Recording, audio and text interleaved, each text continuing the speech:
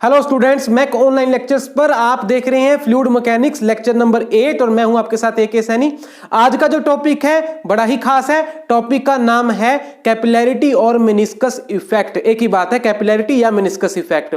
सुना होगा आपने, पढ़ा भी होगा। चलिए आज की वीडियो में आपको मैं एक्सप्लेन करके समझा देता हूं। सबसे पहले बताता हूं कैपिलैरिटी इफेक्ट है क्या। देखिए, अगर सपोज आपने ये एक कंटेनर लिया जिसमें कोई लिक्विड फिल कर दिया, ये ग्रीन कलर का लिक्विड है, और आपने एक फाइन डायामीटर, स्मॉल डायामीटर आपने ट्यूब एक इसमें इंसर्ट कर दी। मान लो ये ग्लास की ट्यूब है, कांच की ट्यूब है। तब आप क्या नोटिस करोगे, धीरे धीरे ये जो लिक्विड है इस ट्यूब में राइज करना शुरू कर देगा। देखिए नॉर्मल लेवल तो क्या है, ये वाला लेवल नॉर्मल लेवल है जो मैंने आपको दिखाया है, इतना ही होना चाहिए। लेकिन क्योंकि ये बहुत पतली ट्यूब है, आपको ऑब्जर्व होगा थोड़ी देर बाद ये इसमें राइज करने लग जाएगा। इस जनरल लेवल के ऊपर ये राइज करना शुरू कर देगा लिक्विड इन द ट्यूब। सबसे पहले इसको समझने के लिए हम क्या करते हैं, ये जो हमारे पास एक जनरल लेवल नजर आ रहा है इस ट्यूब के अंदर, इसके ऊपर कुछ मॉलिक्यूल्स को हम लोकेट कर लेते हैं। ठीक है, कैसे वो मॉलिक्यूल्स, देखिए हमने क्या किया, 1 2 3 4 एंड 5, ये 5 हमने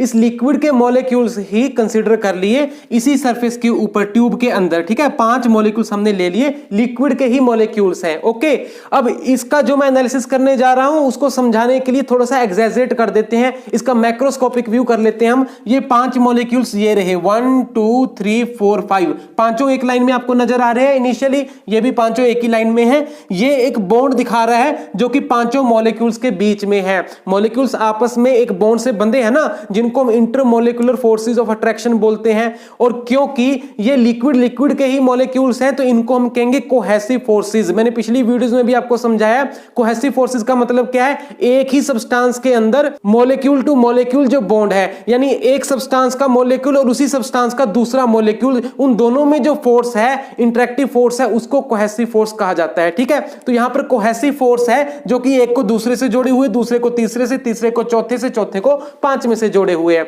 और सभी के सभी एक लाइन में हैं। राइट, अब हम क्या करते हैं, अब मैं इस मॉलिक्यूल को पकड़कर ऊपर की तरफ खींचता हूं। ठीक है, देखिए क्या होता है, देखिए इस मॉलिक्यूल को इस प्रकार से इसके ऊपर फोर्स लगा है, इसको हम ऊपर की तरफ खींच रहे हैं। तो इससे अब क्या होगा, ये जो पैटर्न है वो चेंज हो जाएगा मॉलिक्यूल्स का। कैसे, देखिए हमने इस मॉलिक्यूल को उठाया और ये ऊपर पहुंच गया। ठीक है, अब क्योंकि ये मॉलिक्यूल इसके साथ भी जुड़ा हुआ था, ये दोनों में बॉन्ड था, ये बॉन्ड तो नहीं टूटा ना।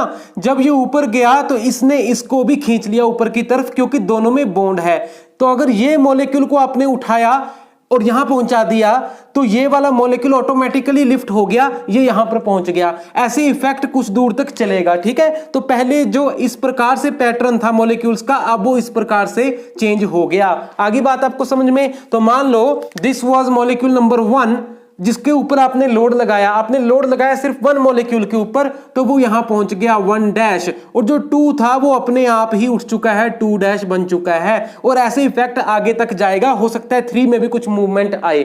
आगे आपको बात समझ में, बस मैं इतना कहना चाहता हूं कि आपने फोर्स सिर्फ एक मॉलिक्यूल के ऊपर लगाया था, बाकी अपने आप कुछ कुछ ऊपर उठ गए। क्यों, क्योंकि बॉन्ड्स थे, उनमें आपस में बॉन्ड्स थे। ठीक है जी, अब चलिए अपने इस एनालिसिस में, अब हमने क्या किया, 1 2 3 4 5, इस तरह से वो पांचों मॉलिक्यूल्स को नाम दिया है। ठीक है, 2 मॉलिक्यूल्स मैंने और यहां पे शो किए हैं ब्लैक कलर में। ये किस चीज के मॉलिक्यूल हैं, अगर ये ग्लास की ट्यूब है, कांच की ट्यूब है, तो ये कांच के ही मॉलिक्यूल है। सरफेस के ऊपर मैंने 2 मॉलिक्यूल्स आपको समझाने के लिए दिखाए हैं।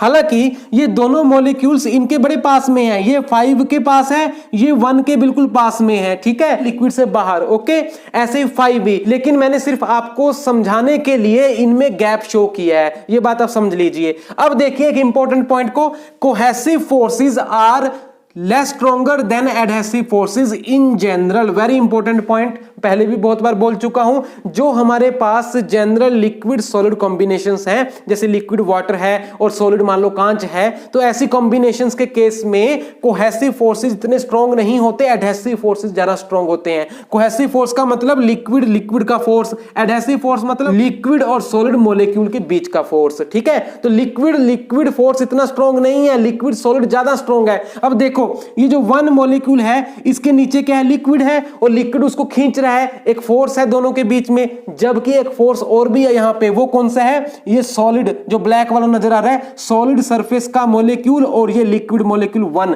इन दोनों के बीच भी एक फोर्स होगा, और वो फोर्स ज्यादा स्ट्रॉन्ग है, ज्यादा मजबूत है एज कंपेयर टू लिक्विड और उसके नीचे का जो लिक्विड मॉलिक्यूल है उनके बीच का फोर्स। तो इससे अल्टीमेटली क्या होगा, ऊपर का फोर्स ज्यादा है, नीचे वाला फोर्स कम है, तो ऊपर की तरफ मोशन हो जाएगा, ऊपर की तरफ मूवमेंट हो जाएगा मॉलिक्यूल का, तो मॉलिक्यूल वन जो है ऊपर की तरफ मूव कर जाएगा, जैसे यहां पर किया है। आपने वन के ऊपर ही फोर्स लगाया था, तो यहां पर वन के ऊपर ही फोर्स लग रहा है because of difference between cohesive and adhesive forces.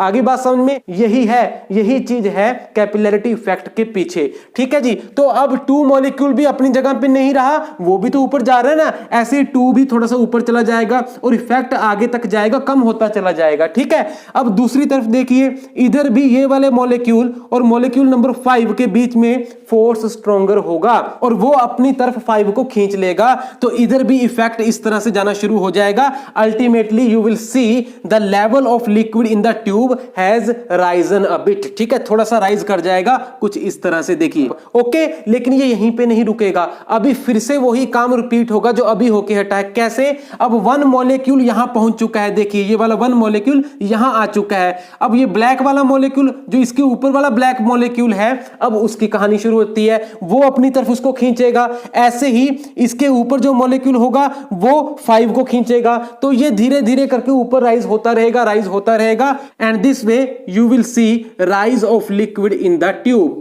इस प्रकार से राइज होता चला जाएगा। और ये जो आपको कर्व नजर आया है, इसी कर्व को मेनिस्कस बोलते हैं, और इस केस में ये हमारे पास कनकेव मेनिस्कस है। जब राइज कर रहा है तो इस प्रकार का मेनिस्कस बनेगा, ये कर्व बनेगा, और इसका नाम है कनकेव मेनिस्कस, याद रखिए। अब क्वेश्चन उठता है कि ये कहां तक राइज करेगा, क्या ये राइज करता रहेगा? नहीं, ये राइज करेगा थोड़ा सा, उसके बाद जाकर ये रुक जाएगा। कब रुकेगा?